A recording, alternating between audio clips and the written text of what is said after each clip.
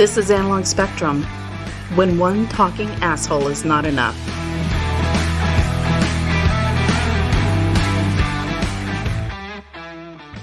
Recording. We are recording. We're on. We are 100%. I want to go ahead and say 104% recording. Wow. I was going 103, but you're going to push the limits. I'm trying not to. All right. Welcome to Analog Spectrum. This is Tony speaking. I'm here with Doug. Hey, everyone. And we are going to, let's think, what shall we talk about today, Doug? I think we need to talk about actors. We talk movies a lot. I feel like we've been on a movie binge Too lately. damn much, but... Yeah. So let's talk about some of the elements that makes the movie good. Yeah. And one of everybody knows about the star, right? We all know, like, oh yeah, Tom Cruise, whatever, right? Brad Yeah. Pitt. And you know what else I think is funny is like every time you say like movie star, Tom Cruise, the first thing that pops into mind. Nowadays, so, yeah. Kudos to Tom Cruise because not just Maverick, but like he's been in a lot of really good blockbuster movies, right? So, but to me, I've always liked the supporting actor or the supporting characters that make the main character what they are and who they are, right? Right on, yeah. Harrison Ford nailed it, of course, in the Star Wars, that whole sort of thing, right? He wasn't the main guy, but he was a supporting character. Great, yeah. Yeah, and and honestly, what I did when we were doing this, how did you come up with your list? Well, as usual, I think I feel like a broken record when I say this, but it's always like how these actors or these characters in the movies affected me, right? So this is all this stuff is personal to me. Like this is not a technical, this person, used this particular method of acting, which, none of that stuff. It's just like, I thought it was cool. That was it. Well, yeah, definitely. And when you and I were first talking about this, we started using terms that were kind of synonymous that really aren't synonymous. Not that it really matters. We had to go back and kind of say just what you just said at the beginning was that this is just actors that we like that typically don't have starring roles. Right. Or we're in a movie and not the actual starring role in the movie, but still killed it. Yeah, and so because they're supporting actors, and supporting actors are just that. They support the main actor. And there's character actors, and character actors are like I always think about things like Peter Lorre from way back, that whatever movie he was in, he kind of played the same character, right. Right. And when I did a few things here when I was preparing my list. And you and I were talking about this before we started recording. I'm trying to push back a little bit on, and mentally, not against you or anything at all, but doing like 5 and 10 lists, it's just very difficult because, especially when you get into actors, because there's just so many good actors. Yeah. So I do have a list of a few, but I have as usual, I have a honorary, the honorable mention. Honorable list mention. Long, yeah. It might as well. But yeah, I didn't even rank mine. To be nah, honest with you. I didn't either. I just blasted these out. So. Yeah, and one thing, and I'm going to be honest with you, one thing I did try to do was I know that you and I have similar tastes, and I did try to pick a few that I'm thinking Doug probably didn't pick this one. And another thing, there was, because you and I may have gone about this the same way. I did the search for actors, and you end up with a list of like 100 actors, and I kind of went through there, and I was like, that one's a good one, that's a good one, that's a good one. But then when I went back and kind of did my Internet Movie Database thing, I was like, man, there's really, even though they've done 150 movies, there's only like there's a handful that I like. Maybe. Yeah. So, but no, I try not to do too much of that. My initial list comes from memory.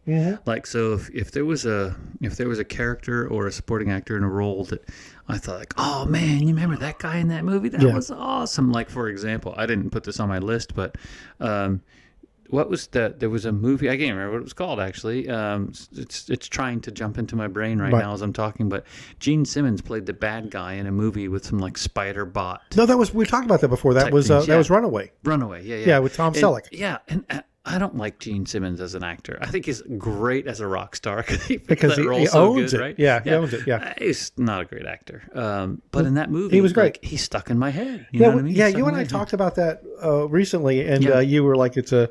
Because we were saying that was our villain thing. That was our villain that was a podcast. villain, yeah. And you use that as an example of a 'cause it bad sticks, movie right? with no. I saw that movie in the theater, man. Yeah, did you? Well, yeah. So, let's see, that was in 80, 90. Yeah, it's probably $4 you'll never get back. I didn't. At the time, I thought it was fine. I thought it was a good movie. It hasn't aged well. No, not at all, because it wasn't a good movie. But I thought it was good at the time. If you enjoyed it, sure, great, right? you're right. Exactly. Yeah. Subjective, and you're wrong. Okay, so all right, you want to start? Sure. Yeah. So who's your first? We won't say number 1, 5, whatever. But no, no particular and order. I did try to. We'll try to keep it to 5, only for the purpose of time. Okay. Yeah. Okay. So for anybody who's listening, we have brisket waiting for us. At the we end of do. This, so. And Okay, podcast is over. We gotta go. Okay. 1, 2, 3, 4, 5. We're out. But also, I will say another kind of rule I set for myself was they did have to occasionally fill a supporting role. Like in other words, they couldn't have been like massively starred. This is something they commonly found themselves in a supporting role. Yeah. So Gene Hackman, number 1. He's on my list. Is he really? Yeah. He's amazing.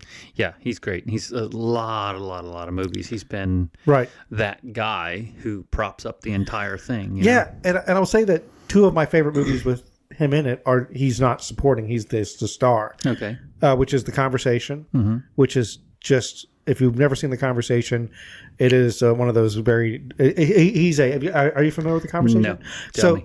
So he is a. This takes place in the 70s. Okay. And his skill is that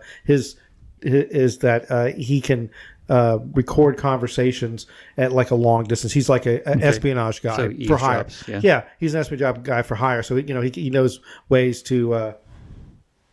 Just by the way, Doug just pointed out Lucy, who is with us again, who's now got a starring role. And she's being a chihuahua. So, but anyway, so he can do things like record a conversation in a crowd, like in and pull dial in the voice. Yeah, and all that stuff. and he ends up like recording a conversation where if he gives it to the individuals that hired him for it, the people will die. You know, something like that. But it's been a while since I've seen it, and it's multi-layered. It's an espionage spy thriller. Amazing. And The French Connection. Well, of course, But why don't you your thoughts on Gene Hackman? I like Gene Hackman a lot. He's just been, I don't know. He has that ability. He's kind of like one of the guys that I'll throw out on my list, Robert Duvall. Yeah, he's like that, where he has the ability to be just like a really, really solid actor, but then he can turn this little switch on where the beast can come out. Right. And you don't see that part of him very often, but when he switches it on, it's like, man, that's like what's the word I'm looking for? Like almost like pure evil, or maybe some kind of survival instinct or something, but he can really be lethal. Yeah, maybe that's the word I was looking for. Lethal. Well, I think when he, I think for one, when I think about Gene Hackman and he's acting, believable. He's believable in his role. Yeah. And I think about 2 other supporting roles that probably, and I think he won an Oscar for one of these, but. And he was in Superman as Lex Luthor, the first movie. And, he chewed the scenery, but in the best possible way, because he was playing a comic book villain. The other one being Unforgiven. Yeah.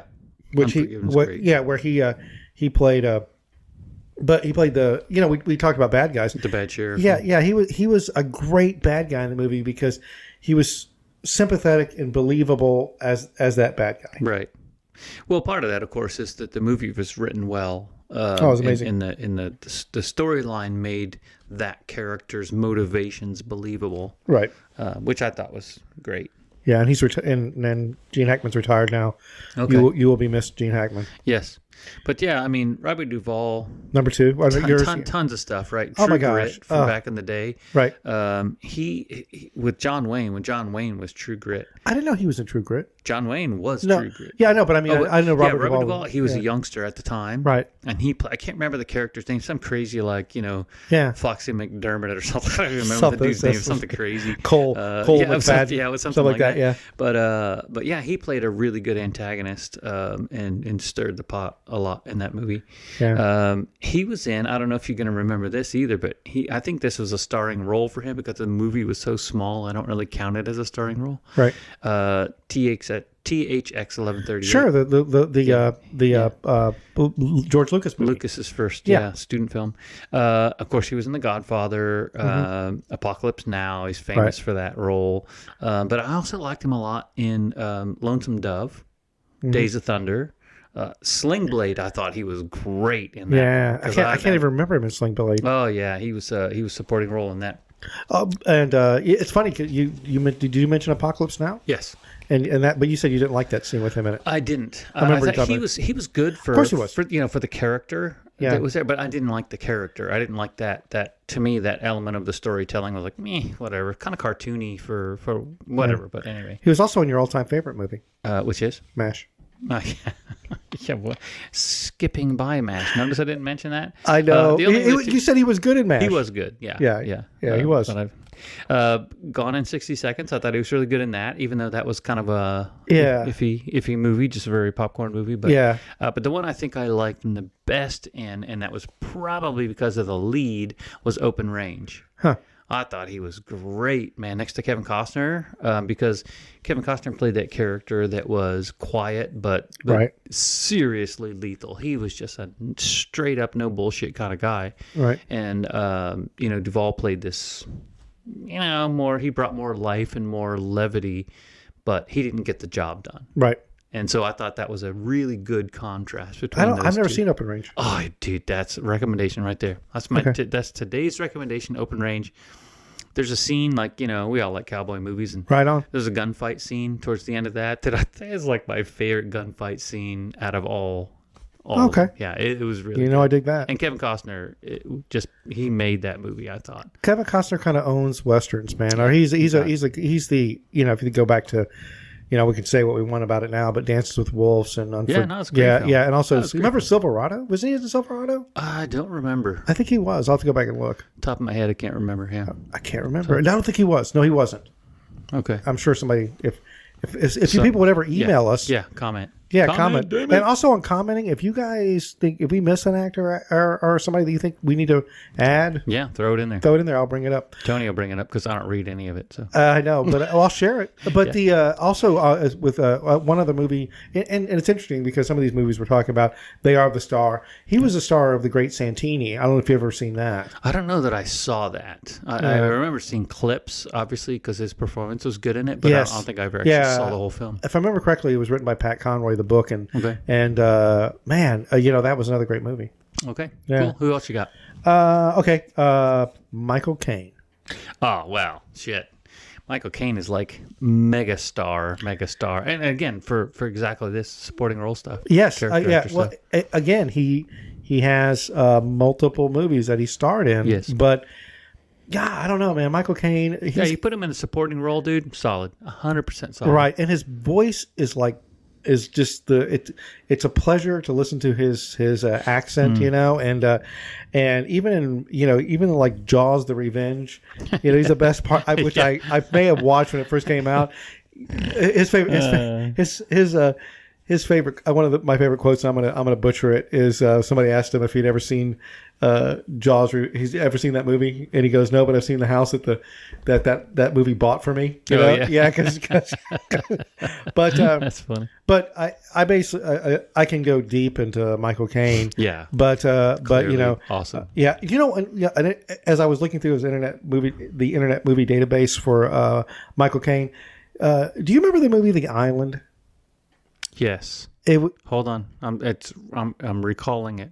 1980.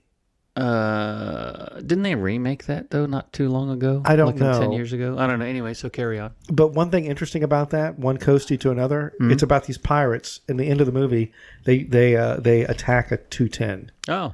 And take it over. Now I remember. Yep. I think A 210 is a type of cutter, by the way. Yeah, I was on the Venturist, Coast Guard cutter Venturist. Which is a 210. Yeah, which is a 210.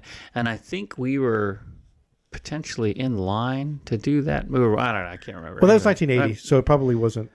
I was 84. I was on that. This movie came out in 1980. Okay, yeah. So, it must have been history. Like, yeah. Anyway, there was a movie that ship was in or was supposed to be in or whatever. I can't remember. So that was out of L.A., so Long Beach. So it might have been that one. Who knows? Yeah. Probably. Yeah. So anyway.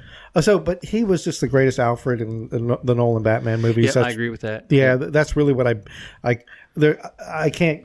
Michael Caine. If there's a movie that you were to say, oh, have you seen blank? And I was like, I'm not familiar with it. And you said Michael Caine is in it. And you go, yep. Yeah. Well, or you're moving me in the direction to go see it. You know, like where I'll be like, well, if he's in it, I'm probably going to like it. But the Austin Powers stuff that he did. Oh, that was great. Great. Yeah. Well, and I think he's probably a pleasure to work with. Oh yeah. Yeah. True professional. Exactly. And he was in The Prestige. Children, that I thought was good. The Prestige, very good. Another Nolan movie. Yep. And from what I understand, after Christopher Nolan brought him on for Alfred, you notice that he ends up in showing up in a lot more. All of Christopher Nolan's movies. Yeah. So Tarantino is clearly like that. Yes, he gets his favorites and that's it. And you knew there had to be a Tarantino reference. Yeah, of course. Yeah. So can't go. I mean. Michael Caine's still working, but he's almost 90 years old. Yeah, it's crazy, man. But he was also in one of my favorite comedies, Dirty Rotten Scoundrels. Oh yeah, that was. Oh, Steve Martin killed it in that, man. He was so freaking good. I know. That's one of the few people that can actually show Michael Caine up, or at least keep up with him. He did. Yeah, he was right there on par, man. Yeah, those two were a great pair. And I'm going to say this right now, only because maybe one of our listeners is listening right now. Heath, if you're listening. When we talk about remakes, I want you to talk about this movie if you come and join us, because that movie is actually a remake. Okay, cool. Yeah, so, all right, cool. Your next one.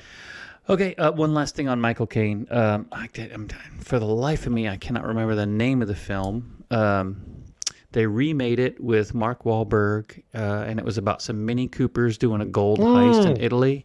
I think it was called The Job or something, wasn't it? Italian Job. Italian Job. That's it. Italian Job. Oh, yes. That's a remake. So Michael Caine in the original one was awesome, dude. I remember watching that movie as a kid. Yeah. And the scene at the end where the bus is hanging over the cliff. Hanging off the edge, yeah.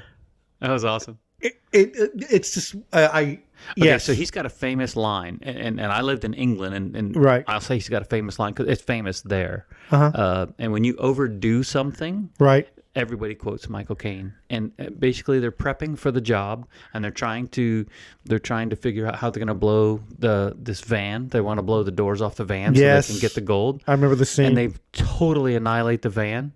And he turns to the guy with the explosives and he says, "You're only supposed to blow the bloody doors off," or something like that. And of course, that's a horrible quote, pretty good, horrible imitation. But that's super famous around England. When you overdo something, you're only supposed to blow the bloody doors off. Nice.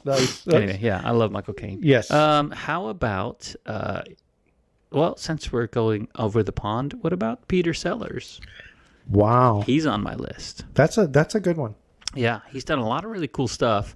I did not write it all down because I have a lot of others, but I just wanted to drop his name out there. Yeah. And of course, trying to get the whole title of the movie. Dr. Strangelove. How I learned to love the bomb and stop fretting or whatever. Something like that. Dr. Strangelove. Yeah. Kubrick. Man, that character he played in that was just brilliant, man. Just brilliant. He's trying not to salute the Hitler salute and all that shit. Yeah, that was so freaking funny, man. Well, Peter Sellers is a bit of a an enigma. I don't know how to say it. I mean, he was I guess he was very challenging to work with. I think I told you a story that.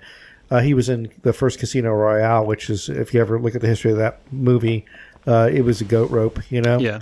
And I guess he fired a blank gun at Jacqueline Bissett's face. No shit. No shit. Yeah. Wow. And of course, obviously, there's the Pink Panther movies. Yeah, that's how I ended up actually becoming aware of Peter Sellers. But I think he had a long, illustrious career before I even knew who he was. Yes. Yeah.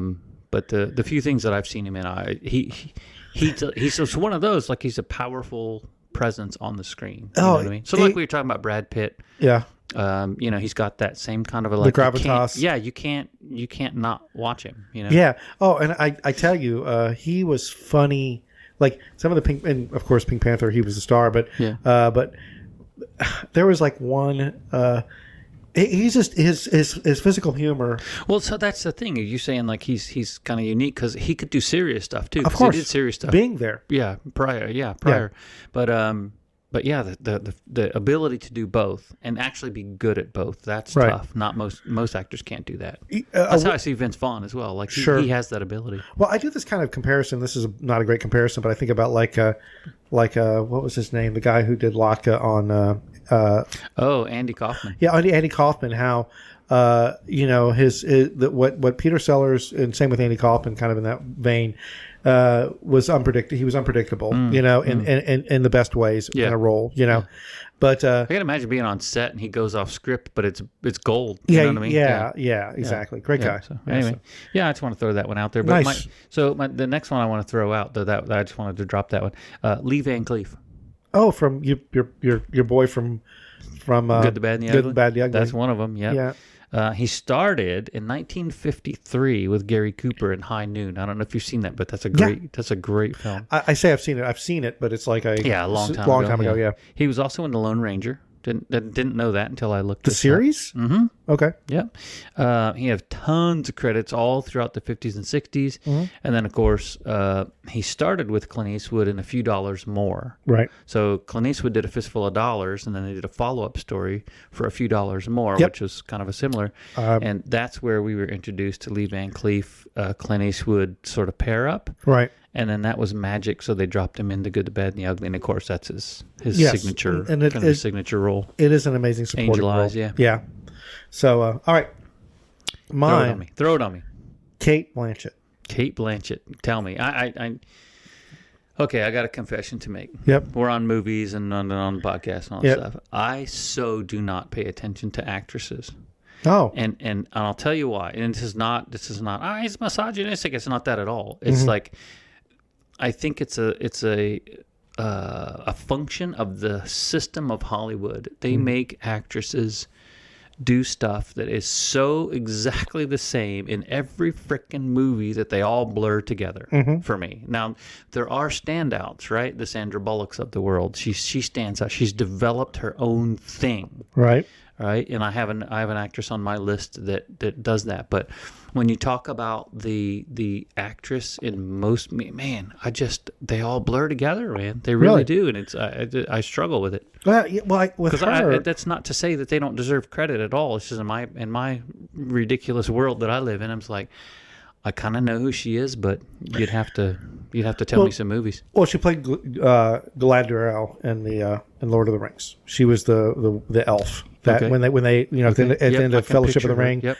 And something else. What else? Well, she was the bad guy in Thor: Love and Thunder, and she's done other movies. But I base a lot of my decision, for one, I think that she is somebody that I think her acting ability is top notch. I think she's just one of those actors, and I say actresses, female actors, that I just think that she's, hard for me to take my eyes off of. Okay. When she's on the screen, and right now, depending on when you're listening to this, you have the Lord of the Rings TV series on Amazon, right?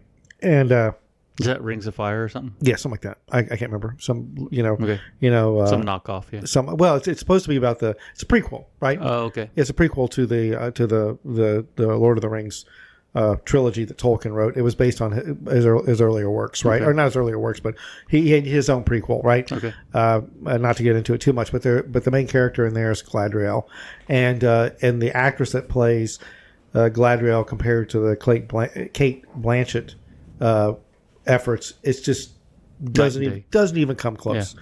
Doesn't even come close. And a lot of people will say, well, she was older, she was more stately when they were the same age. You know what I mean? So it's very important you put those two actresses together, compare their work, and it is clear, who Well, it's interesting too because that's your take, right? Somebody might like the other chick better, but I can tell. I can tell you, maybe. Yeah. But I can tell you if you were to take a poll, people the majority, people be throwing their weight behind Kate. Okay. So with that said, she's famous as heck, and she's done a lot of stuff. She has. Well, another thing that was she in Ocean's something? I don't know, the most recent one, like Ocean's 8, maybe. Might have been, yeah. Yeah, I didn't see it, but but also one of the thing another thing that she did that I thought was great, quote unquote, supporting, Hot Fuzz.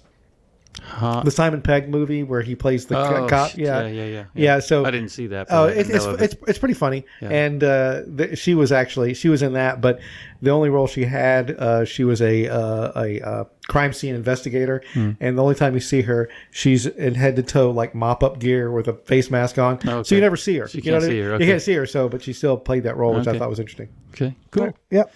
All right. I got to throw this one out there. This was actually at the very top of my list, only because he was the very first one that I thought of.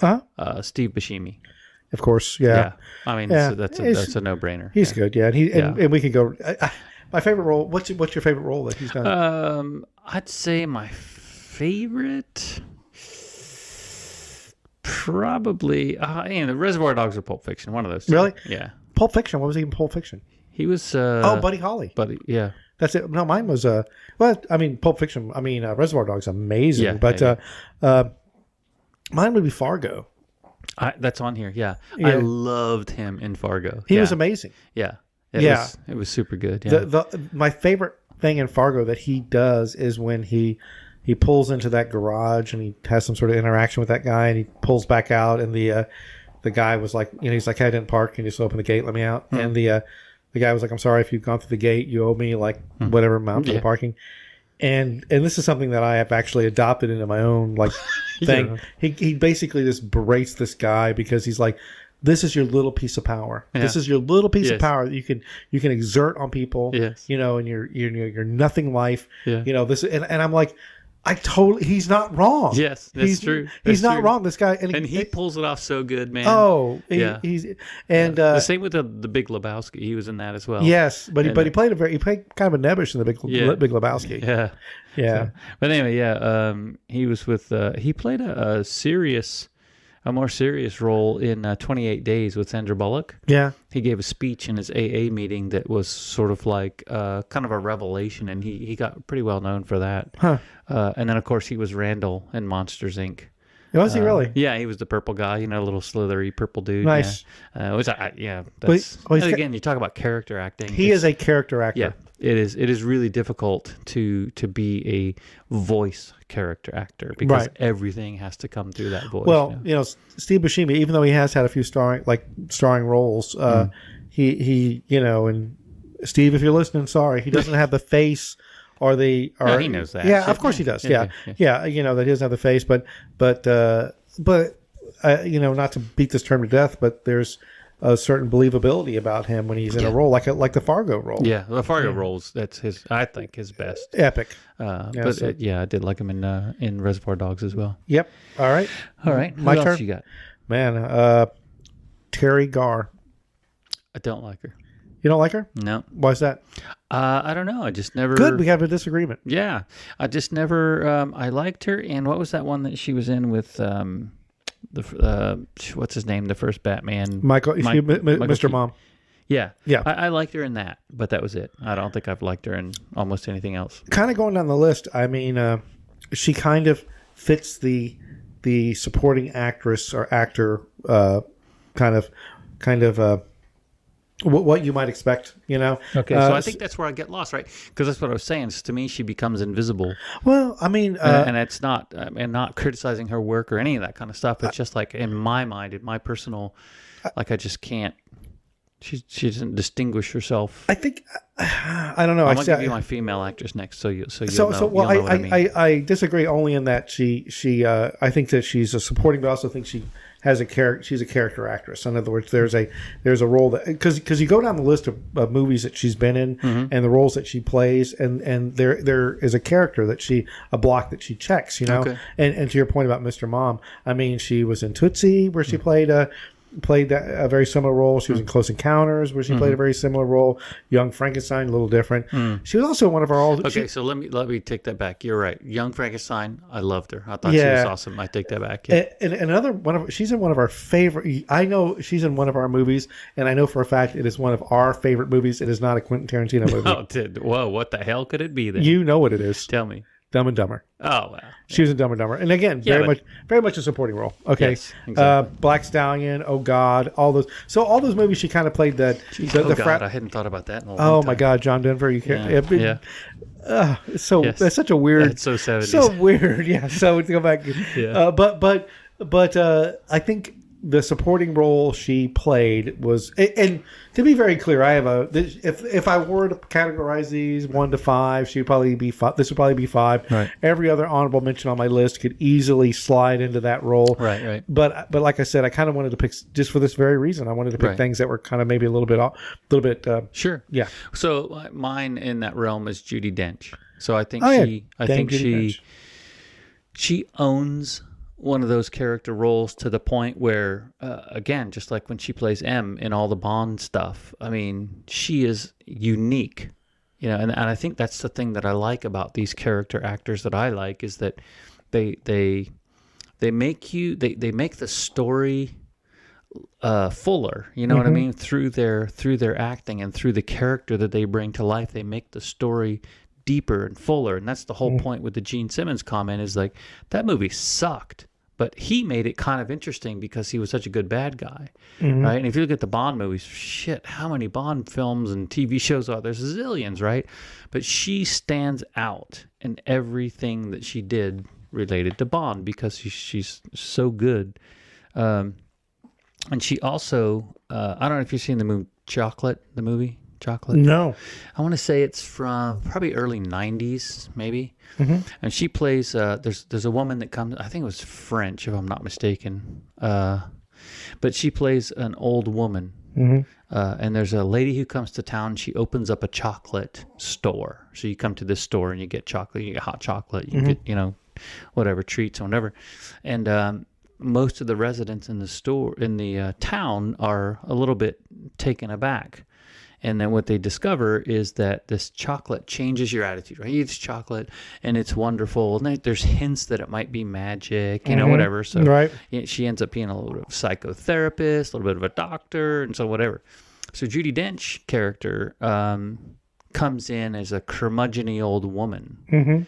And she starts to develop this relationship with this chocolatier woman. I can't remember. You would know the actress that played the lead, and I just can't think of her name at the top of my head.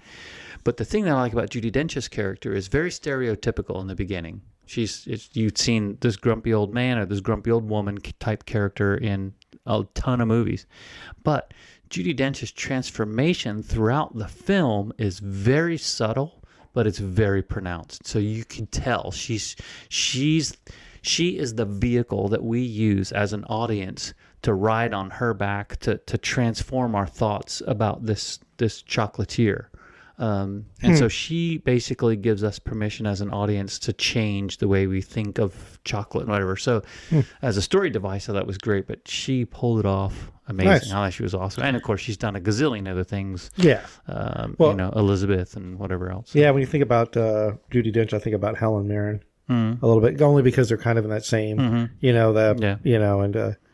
yeah. But again, she doesn't blend in with all the rest of the supporting actresses, in my mind, anyways. And my turn again? Yeah, go. Okay, I did 3 women. Sorry. Okay, that's right. Cloris Leachman. Tell me. Wait. Oh, it's coming to me. Tell me. Young Frankenstein. Frau Blucher. Yes. Yeah. Yes. So you love that character. Man. I know. So, and also she did win a best supporting, and not that I care that much. Well, probably early on Oscars meant something, but nowadays, 1971 she won an Oscars best supporting actress for Last Picture Show. Which, if you haven't seen that, that's a heart wrenching. Last Picture Show. Yeah. Is there any torture in it? No. Just asking. No, it's actually. I think it maybe was it. Oh God, I should have done a little bit more research. Okay. But no, we were both a little bit unprepared for this. Yeah, in terms of but details. I don't remember. A famous writer director did it, and it's about a. I've heard of it for sure. Yes, it's a 1971 black and white. Got Sybil Shepherd, and I think it's got not Kurt Russell, Jeff Bridges. I think it's got Jeff Bridges in it. But it's just kind of not I won't say a day in the life, more like a night in the life of a group of individuals living in West Texas, and they're closing the movie house. And it's just I'll leave it there. Don't tell me anymore because I'll go watch that. Okay. I'll go watch that. And so anyway, Cloris Leachman,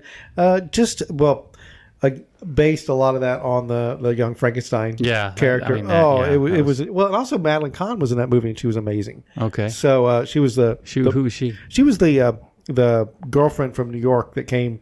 Ended up. That was a small role. Well, sort of, but she hooked up with Frankenstein, the monster. Yeah. I thought she was great in that. She's hilarious. I got another female one for you, which is Melinda Dillon, which that name probably doesn't ring a bell. No, man. Like this is exactly what you were saying a few minutes ago. You look at her IMDb, and she's got tons of stuff she did.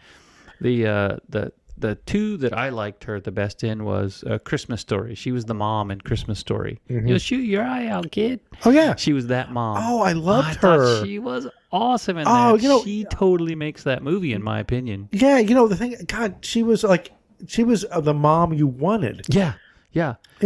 And then not that my mom wasn't great, but I mean, of course, but the stereotypical, Oh, and she loved her kids so much. And yes, and also compassionate, but also makes him eat the soap when he says a swear word. It was awesome, amazing. Man. And also, even remember when he was daydreaming and he was shooting the. And she was like, "Oh my God, Ralph!" Yes, when he was shooting the little guys, the criminals and the. Oh, she was amazing. What else has she done? She was in Harry and the Hendersons as well. She played the exact same type character in Harry and the Hendersons, which I wasn't a big fan of that.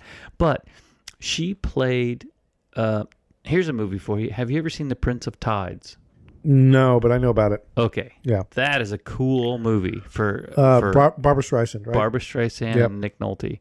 Wow. Yeah. When Nick Nolte, when he was still capable of normal speech. Well, he got a motorcycle accident and clunked his head. Was Nick Nolte do that? Thinking about Gary Busey is who you're thinking about. I'm thinking Gary Busey. That's you are. Yeah, Nick Nolte just found every drug there was and did it. What it? Okay, did it in bucket loads. Yeah. So. But anyway, the Barbara Streisand character in that movie I thought was nothing. Like, if you would have... If you would have replaced her with somebody else that was like a really, really good actress, that movie would have been a huge... It was still pretty popular, but... Yes, it was very popular. I think it would have been a huge blockbuster. But anyway... I think it was, though, but I mean... I don't think it was a blockbuster. I know it was popular. But, So Melinda Dillon played the mom in all of the flashback scenes. Interesting. And so I'm not going to give away too much about the film, but... Barbara Streisand is a psychologist, and Nick Nolte is going to therapy, and he's telling his childhood stories, and she was his mom in that. Okay. And I thought she was just, it's funny, man, because some movies can do this. Like, you can switch. Like, the great thing about making movies is time is elastic, right? You can speed time up, you can slow time down, you can chop it up, you can rearrange it, hence Quentin Tarantino, all that kind of stuff. And in this movie, the flashback scenes, the switch between watching the story unfold to going to the flashback stuff is just really expertly done. And I don't know what elements go into that to make it work so well, but in this film, I just thought that those flashbacks worked really good. It's kind of like Forrest Gump, right? When they show the flashback stuff when he's a little kid. I mean, it just works really well. It ties in, it fits in really good. So it's the same with this, and she was the mom in that, and I thought she was great. Very cool. How many more do you have? I got a bunch of honorable mentions. I'll tell you what, read off your honorable mentions because there's brisket waiting for us. Oh, okay. Ready? Yep. Gary Sinise. Yep. Awesome. Yeah, he's great. James Coburn. Cool. I'll tell you what, you read one, I'll read one. Go. Okay. I got two to go. And if we read them, you stop. Okay. In other words, you don't have to reread them. I got three more. I only got three more. Oh, wow. I got a ton. Okay. I was going to say Vince Vaughn. Vince Vaughn's great. Yeah. Harvey Keitel. He's next on my list. Okay. And I'm surprised neither one of us, this next one, that neither one of us put it on the list. Okay. Christopher Walken. I'm all over the place with Christopher Walken because it's like his acting. I'm all over the place with him. Yeah. He's the quintessential character actor. It's the watch. What are you gonna do with the watch? You gotta save the watch. Same voice, all that kind of stuff. Exactly. Yeah. So, all right, next one. Jeff Goldblum. I don't think I have Jeff Goldblum on mine. Yeah, Jeff Goldblum. Okay. I particularly liked him in the Jurassic Park stuff. Okay. Although that did stretch out to the point now where it's like ludicrous. It's a caricature of what it was. Yeah. The first two were real good. Okay, go ahead. If you only got a couple more, read them out. My last one, we've talked about him in past episodes. Gary Oldman. Yes. He's on mine. Yeah, solid as a rock. All right, I got about a dozen here. Just real quick. Sam Rockwell, Philip Seymour Hoffman. Philip Seymour Hoffman's amazing. Kathy Bates. Yeah. I did think of her. I should have put her on my list, but I think I was doing part of this at work and I got busy. Totally understand. I did put Steve Buscemi on my list, and then John Goodman. Yeah, Goodman's great, man. Yeah, Charles Durning. Who's that? Charles Durning. Just a 70s, 80s. More of a character actor, heavy set guy. Don't ask me what he's been in. Okay. He's been in all kinds of stuff, but never starred in anything. Okay. But if I thought hard enough, I could come up with a couple movies. Well, I tell you what, I just wanted to digress real quick. I know Brisket's waiting, but I've been watching the Rockford Files from start to finish. Yes. And there are so many actors and actresses that you saw later in their careers that sort of, I don't know if they got their start on the Rockford Files, but they're young and you could see them. Yeah. And you can, So anyway, he might have been on there even. Probably so. Who knows? Yeah. Paul Giamatti. Oh, yeah. Giamatti. Shit. Yeah. John C. Reilly. Okay, great. I take him with a grain of salt. When he's, I think he's also mostly comedy, but when he throws the switch and does something serious, he's pretty good. And I think also he's fine with, being kind of broad. William H. Macy. No, I don't like him. You don't at all? Not even in Fargo? Okay. Well, he was okay in Fargo. He did do good. Well, everything about Fargo was good. So. Yep. Brian Dennehy. Tell me. He was in Tommy Boy. Played the father. Okay. And then George Kennedy. Oh yeah, George Kennedy. Yep. And we'll end it with this one, Walter Matthau. Oh wow, shit. Yeah. Okay. Walter Matthau's like he's godlike. He is. Well, you can even throw Jack Lemmon on there too with the whole Odd Couple. I tell you what, man. If anybody out there is probably most people that listen to this are our age, so you're familiar with the Odd Couple. But if you haven't seen the film, it's amazing. The original film, the Odd Couple, that is brilliant in every way. Right. Filmmaking, acting, writing. Right. Everything about that movie was just freaking great. I almost want to go back and revisit the movie, obviously, but even the series. But I don't know. But I have a feeling I will regret. It'll pale. Yeah, it'll pale I'll regret it. Yeah. That scene where Jack Lemmon is in the coffee shop or the diner and he's trying to clear his throat. Meh. Well, here's that shit. God, I laugh every single time. I've seen it 500 times. Probably. I could honestly, and Jack Lemmon, thinking about it now, I don't know if you've ever seen Glenn Roth, where he did a supporting role in that, and that movie. I can't remember the movie. I've seen it, but I can't remember it. It has got one of the best opening speeches by Alec Baldwin, but we don't need to get into it right now. Anyway, so I know we got Brisket. Recommendation. Do you have one? I just gave it to you a few minutes ago. What was my recommendation? The Prince of Tides. Oh, is that going to be a recommendation That's too? my recommendation, totally. Okay. Because I know it was really popular when it came out, mid-'80s, maybe late 80s. Right. But it's probably gotten washed away by now. So if you haven't seen it, it's a little bit emotional, right? But it is good. It's real good. Okay. My recommendation, because we were discussing Michael Caine, and he played Alfred in the Batman movies, and my wife in the previous podcast mentioned this. I want to recommend Pennyworth. Okay. Are you familiar with it at all? Wow. No, I'm thinking of something else. Okay. What is it? It's the origin story for Bruce Wayne's butler. Okay. And that's right. I saw that advertised. Yeah, Alfred Pennyworth. It's now in its third season. It started on Epix, and if you're not familiar with Epix could probably be best described as like a C or D ranked movie streaming service, like like Showtime or HBO, but they don't put a whole lot out there. But seeing that Batman is a DC product and Warner owns DC and HBO, now it's on HBO Max. Anyway, I've been a fan since the beginning. I watched season 1. I'm watching the third season right now. What makes it surprisingly good? I mean, it's one of those shows where probably if somebody said, "Hey, you should watch this," I know how I would be. I'd be like, "That doesn't sound like anything I'd be interested in." But it is surprisingly good, surprisingly well written. Definitely, if it was a movie, it would be like a hard R, so it's got language and violence and so forth.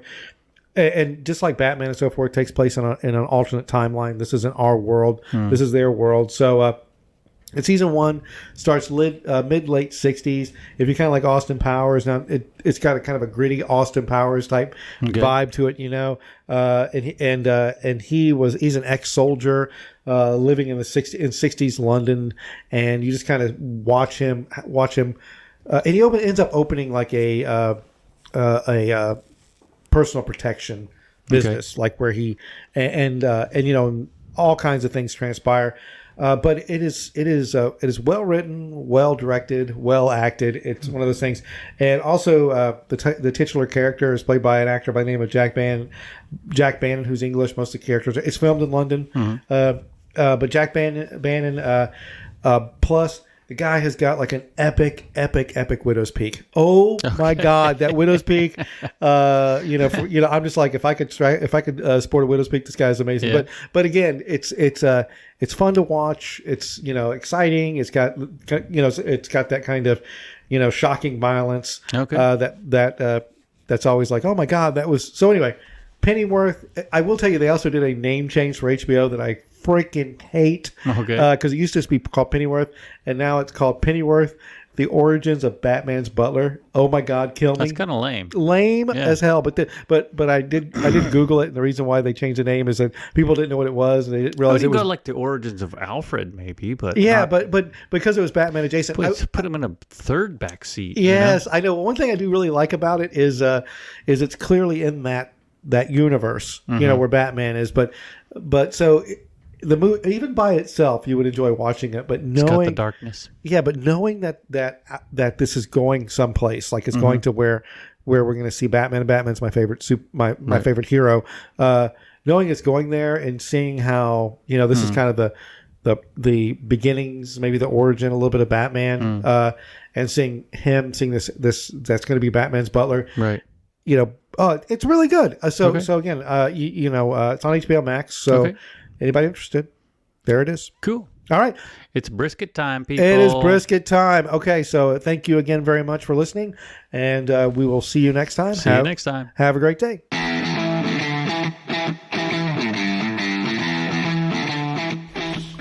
This has been an Analog Spectrum production and presentation. Doug and I really appreciate you taking time out of your busy day to spend some time with us. Knowing that you gave us a listen and supported our show really means a lot to us. I posted our podcast website in the description. If you get a chance, maybe head on over there and see if you'd like to download one of our previous programs. We talk about all sorts of stuff. There might be something we posted in the past that you'll find interesting. And while you're there, please consider subscribing. That way you'll get notification of our future casts. Or if you prefer, you can search us out on just about any podcast platform there is.